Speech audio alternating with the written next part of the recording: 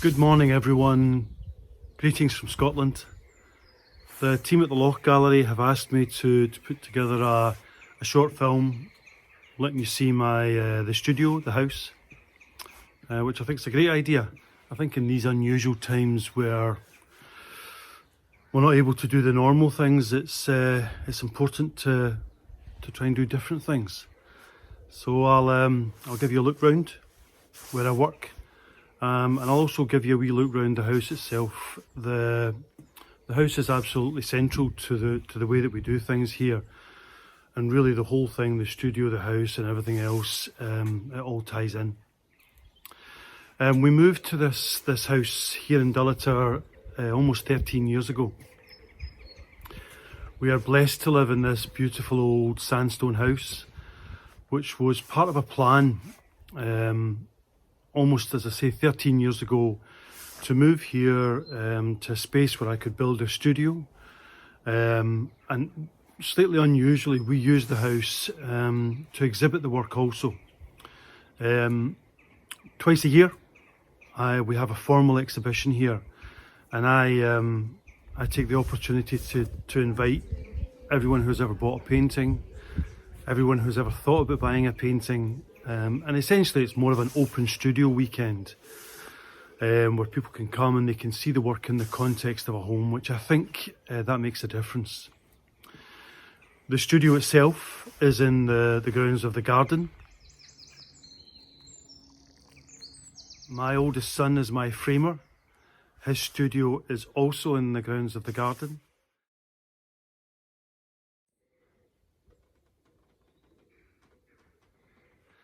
My middle son is he's a musician, so he has a recording studio in the house.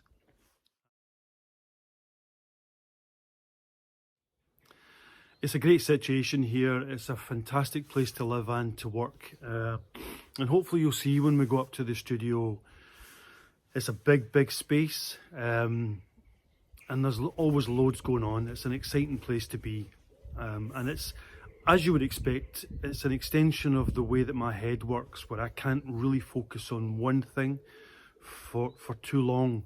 So there are lots of different head spaces, physical spaces, but also crucially head spaces within the studio. So it means that I can literally move through the various spaces as the fancy takes me. Okay, what I should warn you though is that this, unlike some of the really beautiful studios which I know the Loch Gallery have already posted up from a couple of Canadian artists, which are quite frighteningly tidy, this is absolutely not. It's a bit of a mess. To use a good old Scottish word, it's probably a bit of a guddle. But anyway, as I say, what you'll get some sense of is the energy of the space, and all of the various disciplines that are taking place within it. So this is my daily journey from the house to the studio, and I think it's quite important. It's always been important to me that I can actually go to my work. The problem for me, for many self-employed people, is that it's not about working, it's about being able to stop working.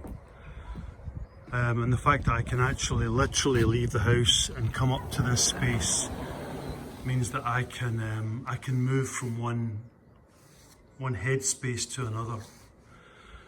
And you can see that the house, the garden, the studio, it's all part of the same space.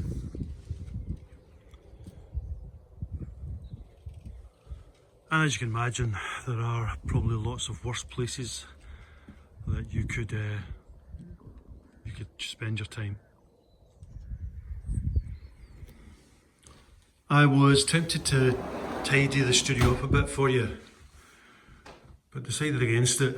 I think it's important, but when you do something like this, that you genuinely see the space for what it is. I tidy it up for the various exhibitions we have, and it always feels slightly less than it should be when I've done that. As you can see, big space, lots of room to move, lots of room to breathe. and also these physical spaces which I can move through. This is the main painting wall. This is where I spend most of my day, and I think it's fair to say that most of what goes on here is difficult. This is the most intense space in the studio. And what happens is that the paintings move through this space. The paintings which are there at the moment just happen to be there. On a normal day, I'll come up and I'll make a decision about what I'm going to work on. And any of the paintings which you see on the wall around could find their way onto that main painting space. And I would then spend a couple of hours on them. Interestingly, perhaps, what I'll tend to do is I'll actually put a painting in a frame. This is still work in progress. I choose to finish paintings in the frames, and when I've got the luxury of a live-in framer, well, effectively. So it's possible for me to do that, and I've always found that the frame gives you one last look at the painting. It allows you to put the final brush strokes on. So this will be finished today. Part of a series of paintings which have been amazingly successful for me here in Scotland. Portraiture. This actually isn't a commissioned piece. This is something I've decided to make for myself for a possible exhibition here in Glasgow next year. But portraiture, it forms a big part of what I do.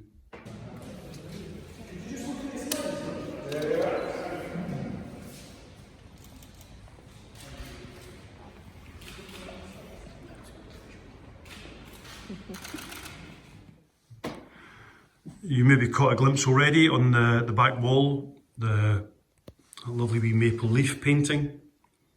Won't surprise you to hear that this is destined for the gallery. And this, possibly worth lingering on this a wee bit. I know that landscape is quite a big thing over in Canada, actually slightly less so here in Scotland. So although I make landscapes, I love painting landscapes, it's never really been part of how I make a living. So these landscapes are pretty much for me. I'm happy to make them for myself. And my instinct has always been that there's something here, something worth exploring in these landscapes. Particularly this piece, which is an area quite close to where I live. A couple of ballet paintings on the back wall. Again, these are probably finished. While they're in the studio, they're still fair game.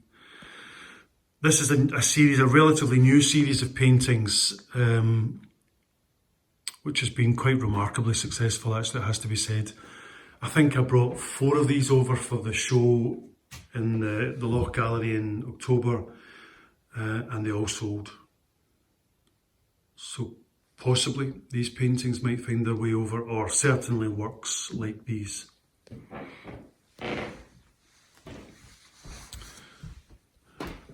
Moving away from the main painting wall, this is a kind of overspill space. You can see some other ballet paintings, another landscape, or in fact possibly more accurately a treescape.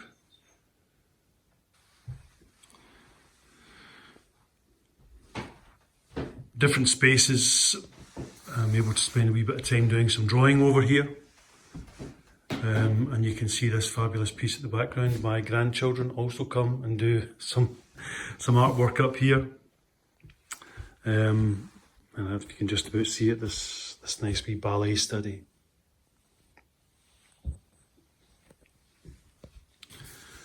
Through to the back. People say at times this is, it's almost like the TARDIS, it just goes on and on. And this is probably more of a project space. I use this space probably 20% of the time when I really physically need to get away from the intensity of that space. And as you can see in here, what I'm doing is I'm just indulging myself. I'm making these drawings, which actually I rarely get the time to do ordinarily. The reference point for these ballet paintings obviously is the work of Edgar Degas. And I had a chance to go and have a look at an exhibition at the Metropolitan last time I was over in New York, which showed you some of his sketchbooks. And fascinatingly, he was a copyist. He traced and he traced and he traced. So in his sketchbooks there could be a dozen or more drawings of exactly the same thing. And I've discovered also that if you look at the same subject matter over and over again, it's not the same. Every time you look at it, it reveals something new. Every time you approach it, you make different decisions. So as I say, this is almost, because I've got so much time in the studio just now because of lockdown, I'm having the chance to really linger over these things, which I am absolutely thoroughly enjoying. And finally, this space, which has only recently been converted. This has been variously an office. You can see some painting at one point went on through here. But this is now a sculpture space. Sculpture has not quite come front and centre, but it's an area which I've been meaning to explore for really quite some time, and which my strong feeling is it's about to have its day.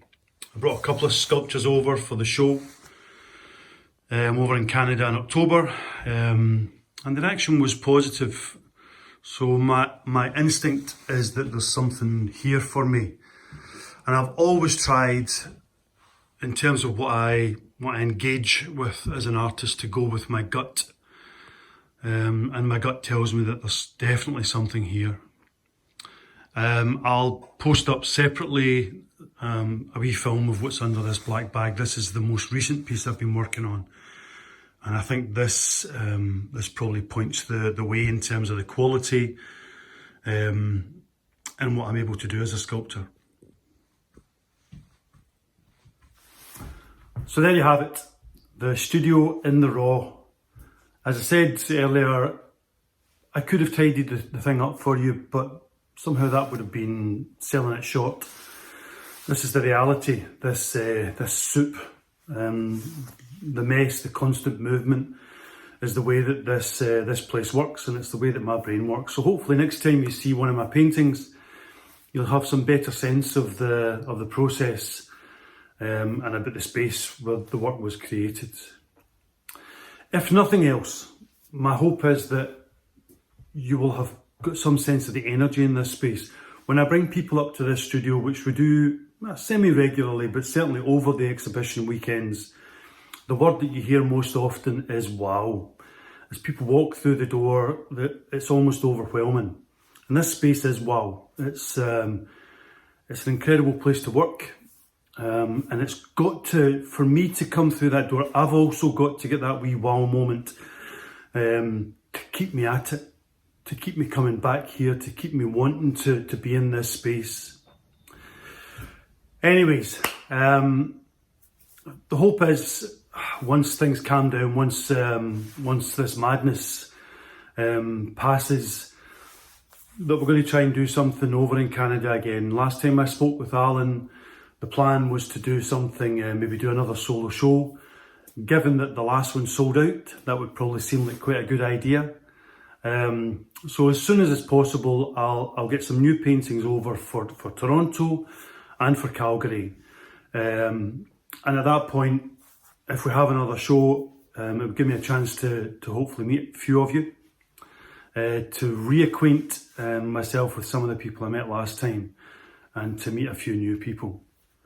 Anyways, in the meantime, stay safe, stay well, and cheerio from Scotland.